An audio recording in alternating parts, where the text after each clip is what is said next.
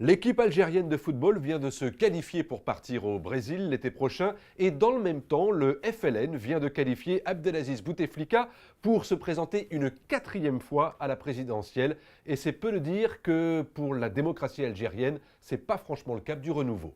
Abdelaziz Bouteflika est en effet au pouvoir depuis 1999. À l'époque, l'Algérie sortait à peine de ce qu'on appelle la décennie noire, 10 ans de guerre civile entre l'armée et les islamistes qui ont fait plus de 100 000 morts. À l'époque, tous les adversaires de cette figure de la lutte pour l'indépendance et qui avaient été sélectionnés par les militaires au pouvoir s'étaient retirés et Bouteflika l'avait logiquement emporté. En 2004, le président s'était à nouveau présenté, cette fois-ci ses opposants, dont un représentant du FLN et le patron du petit parti démocratique RCD furent balayés. La Constitution fut modifiée en 2008 pour ne plus limiter à 2 mandats seulement la fonction présidentielle. Et en 2009, Bouteflika rempile donc lors d'un scrutin boycotté par ses principaux opposants.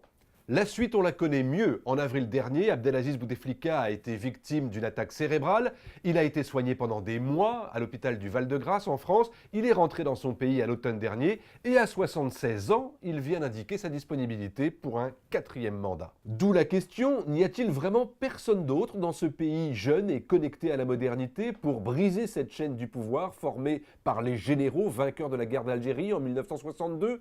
Pas de dauphin choisi pour assurer une continuité dans l'héritage, pas d'opposant digne de ce nom capable d'incarner une majorité, ou la seule alternative serait-elle celle des islamistes? Ce qui reviendrait à dire que 3 mandats de Bouteflika n'ont en rien changé la donne, ni économiquement, ni idéologiquement, pour que les Algériens en finissent avec un régime dominé par les militaires, sans se livrer pour autant à l'islamisme politique. Ce n'est pas faute d'avoir vu ce qui se passait pourtant chez les voisins, en Tunisie, en Égypte ou en Libye.